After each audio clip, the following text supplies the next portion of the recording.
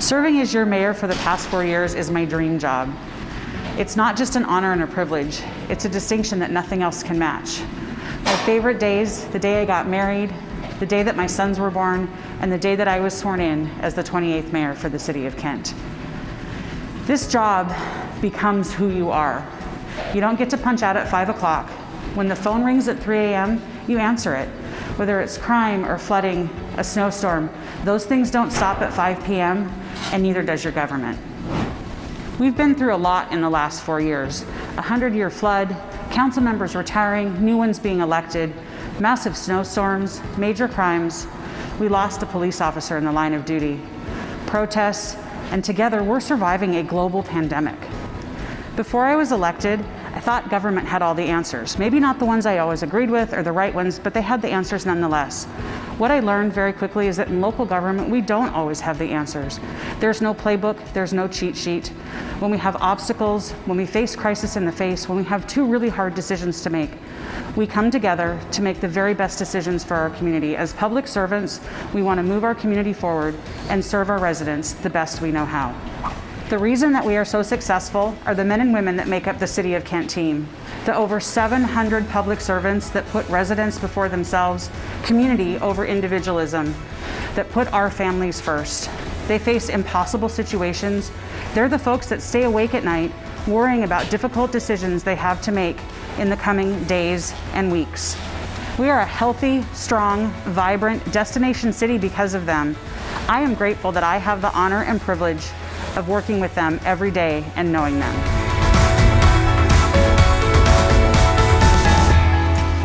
Outside of City Hall is the most resilient community I have ever seen. But we are facing our biggest challenge yet, COVID-19. We're doing our best to beat a public health and economic crisis that has impacted our lives in every way possible. Most of us have lost loved ones, lost our livelihood, lost the things that bring us joy, the things that make us feel whole. From the empty chair at the dinner table, the unpaid bills piling up, the events being canceled, our schools and business and restaurants being closed. This has been the most challenging year ever. We didn't know this was coming, but we have certainly all felt it. The frustration, the loneliness, the sadness, the loss. Even knowing the mountain we must climb to win this battle, the Kent community won't back down. We have endured so much together. I know there's light in this darkness. It is up to us together to grab a hold and pull ourselves out.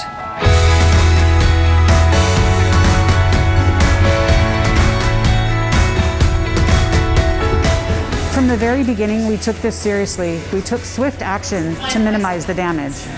I authorized millions of dollars in relief money to go directly to our small, struggling businesses. We provided more assistance than any other city in King County outside of Seattle.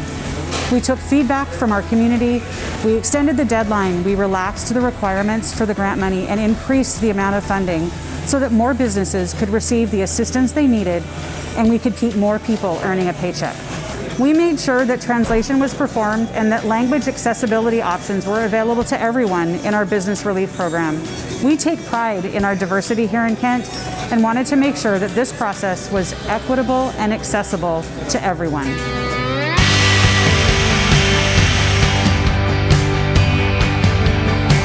We have been able to distribute hundreds of thousands of dollars in community development block grant funding to our nonprofit partners like Project Feast, World Relief, Kent Community Partners, and Kent Youth and Family Services.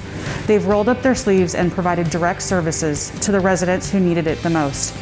I'm really proud that we were able to play even a small role in getting this work done. We partnered with companies like Pacific Coast Produce and organizations like We Love Kent to distribute thousands of face masks, hand sanitizers, and food boxes. We also worked with Kent Downtown Partnership to increase capacity at restaurants by providing outdoor dining tents. I know that restrictions on indoor gathering were difficult to implement and enforce. I want to say thank you to our local businesses and employees for doing just that. We know it saved lives. When King County opened the isolation and quarantine facility in Kent, without talking to us, our residents or businesses, I stood up and demanded that they implement a safety, security, and operations plan and to communicate with us. We won that battle. I used an emergency declaration to prevent the shutoff of water service for late payment, extend construction permits, and waive the tax on plastic bags in grocery stores. I proposed an ordinance that would put service cap fees on companies like DoorDash and Uber Eats to prevent them from price gouging restaurants or consumers. As president of the Sound Cities Association, I worked with mayors from around the region to request the governor modify his restrictions to return appropriate industries like construction and landscaping back to work. We won that battle, returning people to work, stimulating tax revenue, and keeping our plans for local infrastructure on track. When vaccines became available, I offered up the Acesso Shower Center in Kent as a high-volume vaccination site to King County and the Department of Health. They took us up on the offer. We also partnered with the Puget Sound Regional Fire Authority and the King County Public Health Department to launch one of the first mobile vaccination strike teams in King County. They deployed to adult family homes and senior living facilities in Kent to make sure that our most vulnerable seniors were vaccinated quickly. We did this to help protect them and keep them safe. As your mayor, I recognize how much you rely on the programs and services we provide. It is my responsibility to continue to do everything possible to fight for you and make sure our community weathers this storm. I take that job very seriously.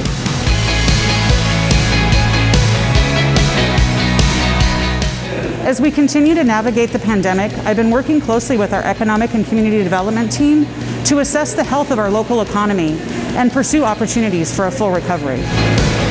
I am committed to making sure that your tax dollars go to support our local economy's recovery, and that assistance from the state and federal governments go directly to Kent residents, businesses, and community organizations. Part of our COVID response was a $300,000 investment in Manufacturing Employment Retention Program, a collaboration between multiple partners to support Kent manufacturing businesses that have been impacted by closures and interruptions. This program provides incentives to hire, retain, and rehire furloughed employees and ensures that Kent manufacturers stay competitive and our employees stay safe. Kent is an economic and industrial powerhouse in the region. As a global aerospace, manufacturing, and cargo hub, we have a long legacy of innovation and advanced manufacturing. Kent is critical to trade and supply chains because of our vast network of warehouses and distribution systems. We must continue to support our traditionally strong industries to help us exceed our pre-pandemic competitiveness. We need to use all the tools available to help us get back on track. We also donated $85,000 to the Highline and Green River College's Small Business Development Centers. This money goes to support the work they're doing to provide free technical assistance to local businesses. I am so proud of the fact that this is the largest amount of money donated by any city in King County to support the Small Business Development Center systems. These programs are just two examples of the framework we're using to approach Kent's recovery to the pandemic and recession.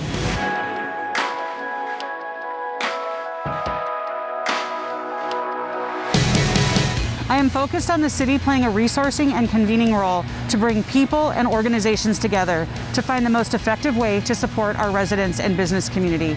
We must prioritize keeping jobs and business and industry afloat. By continuing to work with community development financial institutions, which specialize in economic revitalization in distressed communities, we will continue to get the most out of the resources we have available. I will continue to leverage partnerships with small business development centers and community-based organizations to open doors for businesses and micro enterprises. This will help them access capital and markets, help our unemployed residents transition to available jobs, access low-interest loans for small business and community-based organizations, and allocate discretionary funding for capital investment and scalable projects in the city of Kent. We are also looking for ways to ease up our permitting requirements to make things more accessible so we can promote our startup economy, entrepreneurial spirit, and business-friendly climate. As a small business owner myself, I know that supporting our entrepreneurs, small businesses, and micro enterprises so that they can thrive and adapt is key to a full economic recovery. They are the backbone of our economy, at the center of everything we have done and will continue to do here at the city to make sure we power through these difficult times and come back better than ever. We have to continue to leverage federal, state, and regional relationships to make sure that Kent residents see their fair share of money coming back into our community. By pushing other governments to invest in Kent, our residents get access to amenities without having to directly fund those projects. It's more bang for your buck without raising your taxes. By advocating for ourselves and demanding a seat at the table, we see regional investment like the expansion of light rail here in Kent. The nearly 8-mile-long project runs through the city of Kent, just west of I-5. There will be 2 stations located in Kent and 1 in Federal Way. Over the past 2 years, staff has worked with Sound Transit, the design-build contractor, and other agencies to review and issue permits. Final permitting will occur in the end of 2021. With light rail coming to Kent, it provides the catalyst for implementation of the vision and goals the city laid out in the Midway Sub-Area Plan adopted in 2011. Some of the goals in that plan are creating a pedestrian-friendly urban environment that is distinct, sustainable, and aesthetically pleasing. Bringing the Kent Des Moines station will create jobs, housing, and economic development opportunities that we envisioned over a decade ago. The project is scheduled to open in 2024, providing additional connectivity between the region and the Kent Valley. We need to live within our means while continuing to provide high-quality local services without raising taxes on our residents, many of whom are already struggling.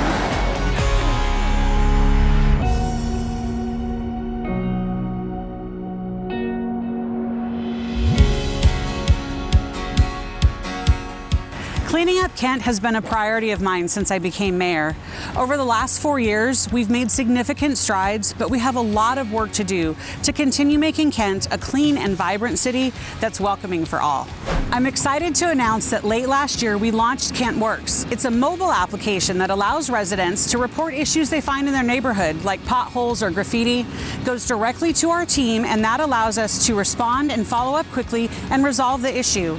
In a few short months since it's been launched, we've been able to resolve 1,500 resident issues. As your mayor, I've made significant investment in litter pickup, graffiti removal, and code enforcement. In order to attract and retain business and sustain our community's economy, the City of Kent must make sure we are picking up litter and trash and preventing dumping before it happens. While giving a helping hand to our most vulnerable residents who have fallen on hard times, we must also hold people accountable and ensure that they follow our local laws and do their part to keep Kent a great place to work and play. That's why I led an initiative to move code enforcement into our police department so that people that continue to refuse to follow our local laws and ordinances and clean up their property and surrounding areas face criminal penalties and real consequences for contributing to the problem instead of helping to fix it. Recently, we also launched the Mill Creek Canyon Revitalization Project, which is a huge initiative to remove trash and debris from the 107-acre park on the East Hill. We've contracted with an environmental cleanup company to work with our crews on this massive undertaking. I am so glad it is underway. I can't wait until it's all done and you can come out and walk on the trails, take a bike ride, or enjoy a picnic with your family. Along with cleaning up the debris, our Parks and Police Department are working with our Human Services team to reach out to our homeless residents and connect them with social services and programs to help them get back on their feet. I have also spearheaded partnerships between our neighborhood councils and organizations to bring them together for a community-led, volunteer cleanup of our downtown and residential areas, like our Team Up to Cleanup event, which brings people together for a community event and helps beautify our city. I am supportive of our residential recycling collection events that are held in the summer, spring, and fall. These events encourage residents to bring in recyclable things that are not generally accepted at the curb. Instead of going to the landfill as trash, these items are recycled and reused. These programs are a partnership between our Public Works Department, King County, and the State Department of Ecology. I also support and promote our Adopt a Street and Adopt a Spot programs. This is a partnership where the city helps residents, businesses, and organizations own an area to pick up the trash. It helps promote public safety, prevents pollution from making it into our waterways, and just beautifies our city. This year-round partnership with residents, businesses, and organizations helps keep our open spaces and public spaces clean. With 320 miles of streets and sidewalks in the city of Kent, it takes partnerships like these to keep Kent clean. We need to all pitch in and pick up.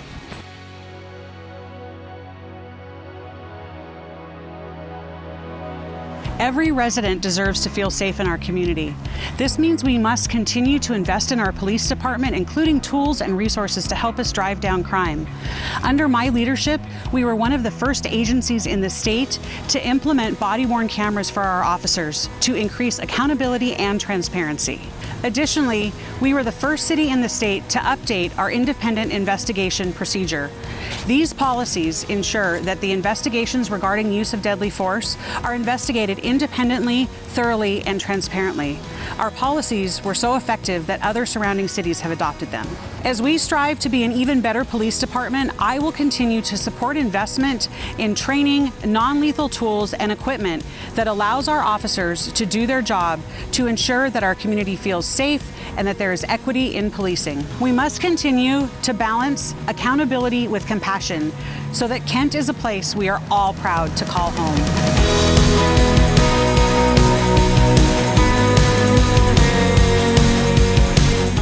Kent's downtown is going through historic change. We are reshaping the face of our downtown by adding taller commercial buildings, high-end housing, and more amenities.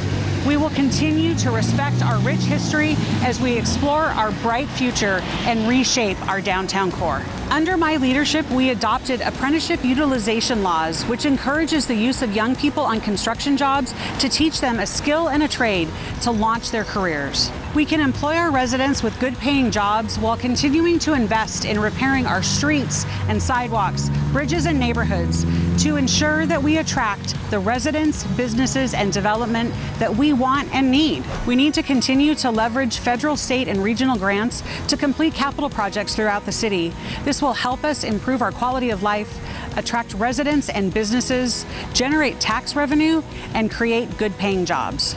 As your mayor, I've brought you more direct access and transparency than any other mayor in Kent's history. I've done this through town halls, weekly video updates with newsletters, social media posts, virtual community meetings, neighborhood walks, coffee with the mayor, and Kent 101 Civics Academy. It is important to me that you know what is going on inside your local government. We must hold our government accountable and ensure its transparency to the residents we serve. The resident is the ultimate boss. We need to work hard to make sure that government is giving them the information they desire in the format they want it. We've diversified the way we reach out to residents to ensure that you have a good understanding of how we're serving you and make sure that we are available when you need us. We've continued to invest in communication tools and platforms to make it even easier for you to stay informed, involved, and in communication with your local government.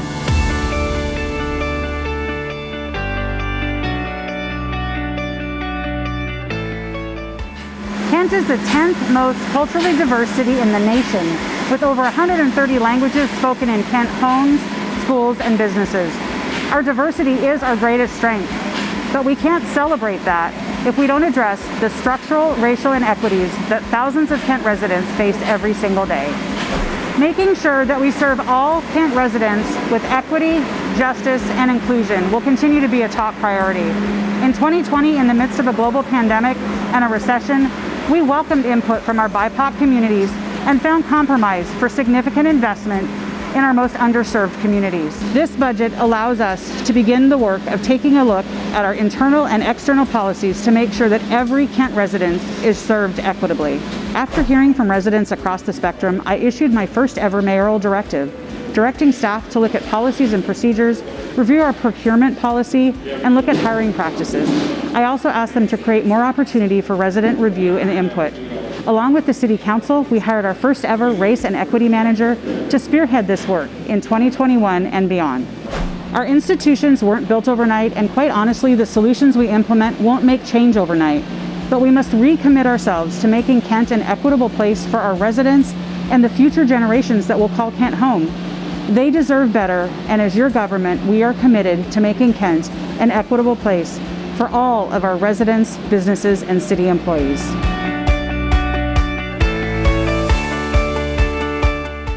Listen, folks, I won't sugarcoat this.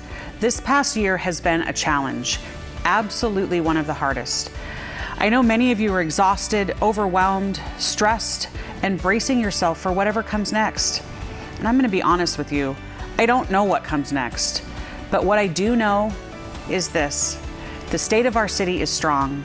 It is resilient, it is compassionate, it is thoughtful and caring, and it's optimistic. You have over 700 people who come to work every day determined to do their best to serve you. You have a mayor who has you on her mind 24/7. Together, you have a team that is committed to fighting for you and your families and the businesses that call Kent home. People can call me a lot of things, but the one thing they can call me most is proud. I am so proud of how our residents have come together. I am proud of how our businesses looked for ways to help our neighbors. I am proud of how nonprofits pulled the purse strings even tighter to get creative to help even more people. I am proud of how our city government has led the effort to get our community back on track. You are a part of this story. No matter what role you played, your name belongs in history of having survived this, beat this, and having helped move us forward. These past 4 years have been the honor of my life. Having the opportunity to serve the city I call home, I hope to have another 4 years to build on what we've started. As your friend, your neighbor and mayor, I want you to know this. We are in this together. There is hope on the horizon, and the best is yet to come.